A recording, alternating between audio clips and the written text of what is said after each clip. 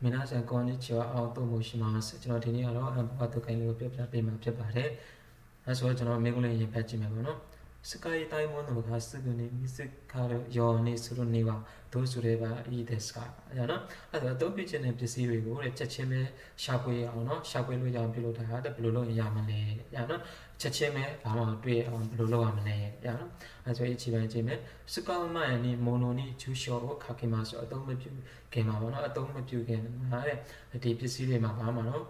နေရာလိပ်စာလေးနေရာတွေကိုရေးပါမယ်တဲ့နောက်တစ်နေ့ပဲスカタアとモノを決まった場所に置きますအသုံးပြုပြီးတဲ့နောက်မှာတဲ့ပစ္စည်းတွေကိုတဲ့တတ်မှတ်ထားတဲ့နေရာမှာထားပါမယ်တဲ့ရအောင်နော်ဇာမန်ကြည့်ကြည့်မယ်モノをスカタラပစ္စည်းတွေကိုအသုံးပြုပြီးရင်ဟိကိタシに片付けますတဲ့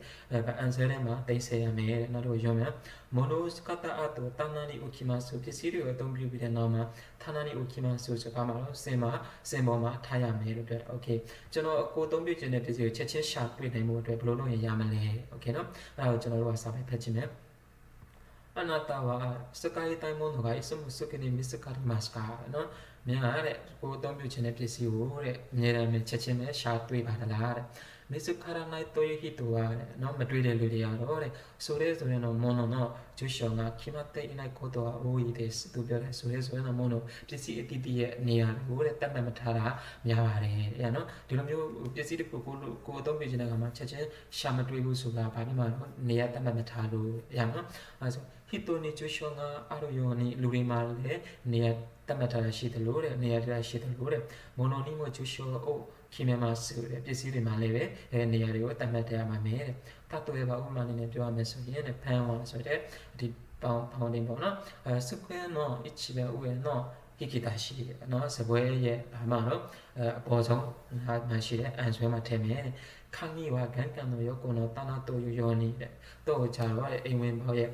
ဘေးမှာရှိတဲ့အစင်ပေါ်မှာထားမယ်ကျွန်တော်တို့အိမ်ဝင်ပေါက်မှာရှိတဲ့ဖက်နှက်စင်တွေရှိတယ်အဲ့လိုမျိုးပေါ့နော်အဲ့ဒီစင်ပေါ်မှာထားအောင်လုပ်မယ်တဲ့အဲ့ဒါထားမယ်တဲ့ဇာမှုတော်မွန်တို့ခိမတာပါရှောင်းနဲ့အခုနော်တဲ့နော်ပစ္စည်းတွေအားလုံးရဲ့တတ်မှတ်ထားတဲ့နေရာမှာထားပါမယ်တဲ့ရအောင်နော်そして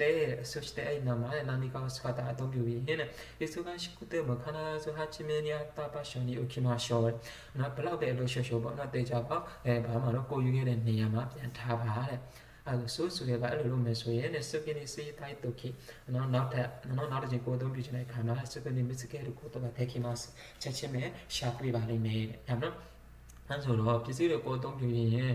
အသုံးပြုပြီးရင်ဆိုတော့ကိုယူလာခဲ့တဲ့နေရာမှာပဲပြန်ပြီးတော့ထားလိုက်အဲ့လိုထားရင်နောက်တစ်ခါကိုသုံးချင်ရင်ဒါလေးမှာတော့အလွယ်တကူရှာတွေ့နိုင်တယ်လို့ပြောတဲ့အတွက်အဖြေဒီပါဖြစ်မှာလဲဆိုတော့နေပြန်ဖြစ်မယ်ညာနော်အဲ့ဆိုကျွန်တော်အချင်းချင်းနဲ့စကိုင်းမန်နေမိုနိုနီချွချွခိုင်းမှာအသုံးမပြုခင်မှာတဲ့ပစ္စည်းတွေရဲ့လိပ်စာကိုရေးမယ်ပစ္စည်းတွေမှာဘာမှလိပ်စာကိုရေးမယ်တဲ့မဟုတ်ဘူးနော်နေကိုချင်းနဲ့စကတာတော့မိုနိုခိမတာပါရှင်ကိုခိမဆိုအဲ့တော့အသုံးပြုပြီးတဲ့နောက်မှာပစ္စည်းတွေပိုင်းမှာတော့ကိုယူခဲ့တဲ့နေရာမှာပဲထားမယ်လို့ပြောတဲ့ဖြည်းဖြည်းပဲဖြစ်ပါတယ်နေပါဖြစ်မယ်ရအောင်နော်